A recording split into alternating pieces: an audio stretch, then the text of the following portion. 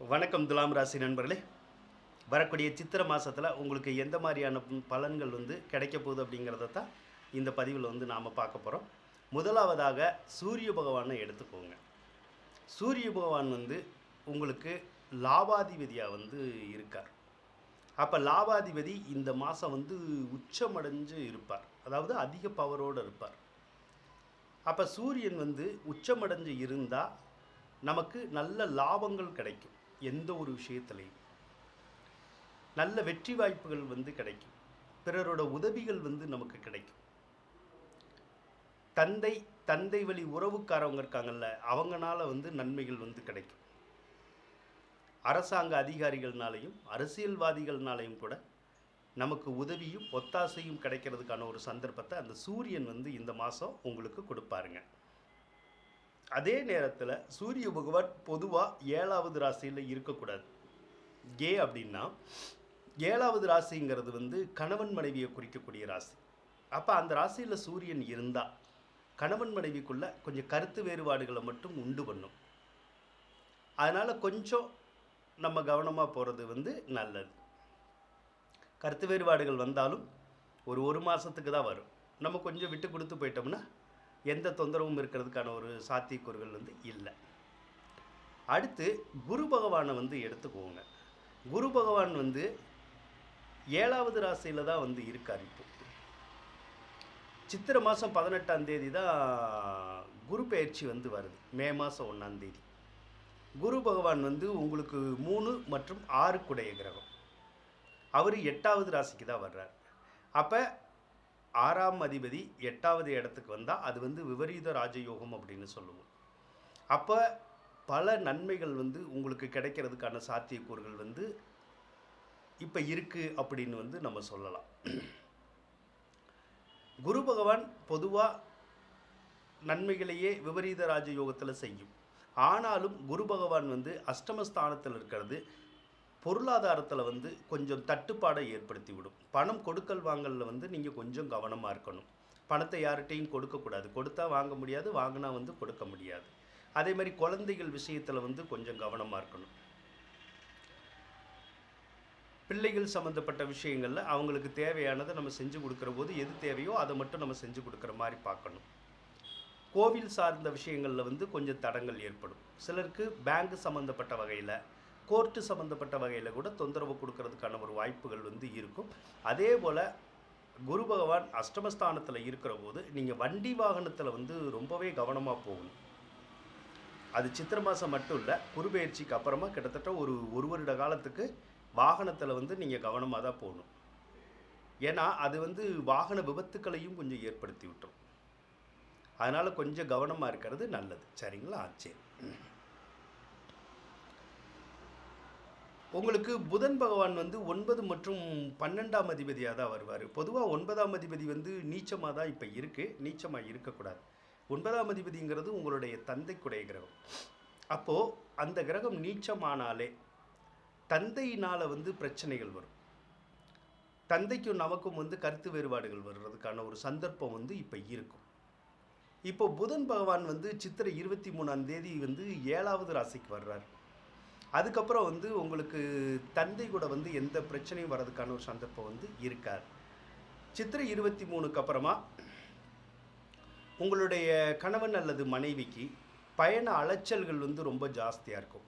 அடிக்கடி வெளியூர் அங்கிட்டு இங்கிட்டுன்னு போயிட்டு வர்ற மாதிரியான ஒரு சூழ்நிலைகளை மட்டும் அந்த புதன் கொடுக்கறதுக்கான வாய்ப்புகள் கொஞ்சம் இருக்கும்.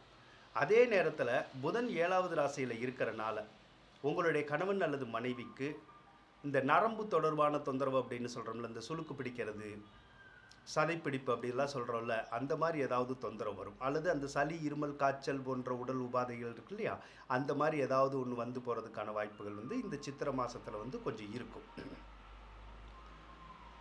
அடுத்து சுக்கிர பகவானை எடுத்துக்குவோம். சுக்கிர பகவான் உங்களுடைய ராசி அதிபதி மற்றும் அஷ்டமாதிபதி தான். சுக்கிரன் இப்போ உச்சமாக இருக்கார். பொதுவாக அஷ்டமாதிபதி எப்பயுமே உச்சமாக இருக்கக்கூடாது. அப்படி உச்சமாக இருக்கிற காலத்தில் நமக்கு தேவையில்லாத பிரச்சனைகள் வரும். சிலருக்கு உடம்பு சரியில்லாமல் போகும். சிலருக்கு வம்பு வழக்குகள் தேடி வரும். நிம்மதி இருக்காது. செய்கிற காரியங்கள் வெற்றி பெறாது. அந்த மாதிரி பிரச்சனைகள் இருக்கும். இது பங்குனி மாதத்தில் தான் அப்படி இருக்கும். சித்திரை 12ஆம் தேதி சுக்கிர பகவான் வந்து உங்களுடைய ராசிக்கு 7வது ராசிக்கு பயிற்சி ஆயிடுவார். அதுக்கப்புறம் நீங்கள் எந்த காரியத்திலையும் உங்களுக்கு தொந்தரவு வராது, எந்த பிரச்சனையும் இருக்காது, நீங்கள் நல்லா தான் இருப்பீங்க. அதே போல் உங்களுடைய கணவன் அல்லது மனைவிக்கு வீடு கட்டணுங்கிற எண்ணம் வரும், வாகனம் வாங்கணுங்கிற எண்ணங்கள் வரும், வீட்டுக்கு தேவையான ஆடம்பர பொருட்கள் எல்லாமே வாங்கணும்னு சொல்லி தோணும். சில பொருட்களை வாங்கி சேர்க்கறதுக்கான ஒரு சந்தர்ப்பமும் இப்போ இருக்கும் அப்படின்னு வந்து சொல்லலாம். ராகு பகவான் வந்து பொதுவாக 6வது ராசியில் தான் இருக்கார். ராகு பகவானும் 6வது ராசியில் இருந்து அந்த நோய் கடன் பகை இதெல்லாம் கட் பண்ணிவிடும். இப்போ நோய் இருக்குது அப்படின்னு கேட்டிங்கன்னா ஏற்கனவே இருந்த நோய் வந்து தீந்துடும். ஆனால் வேறு ஏதாவது இந்த வயிறு சம்மந்தப்பட்ட உடல் உபாதைகள் வந்து கொஞ்சம் வரும். கடன் காட்சியெல்லாம் இருந்துச்சுன்னா அந்த கடன் காட்சியில் இருக்கிற தொந்தரவெல்லாம் விலகும். கடன் எல்லாம் கட்டுறதுக்கான ஒரு சாத்தியக்கூறுகளை வந்து அது கொடுக்கும். அதே மாதிரி எதிரிகளை வந்து ஜெயிக்கிற மாதிரியான வேலைகள்லாம் நடக்கும் ஈஸியாக. உங்களுடைய எதிரிகள் வந்து உங்களை கண்டி அஞ்சு விலகி போகிறதுக்கான சூழ்நிலைகளை ராகு வந்து கொடுப்பார். கேது பகவானை பொறுத்தளவுக்கு 12வது ராசியில் தான் இருக்கார். அயன சயன போகத்தை வந்து கொடுக்க மாட்டார். அதாவது எப்போ பார்த்தாலும் அலைஞ்சிக்கிட்டே இருக்கணும், அந்த மாதிரி செய்வார்.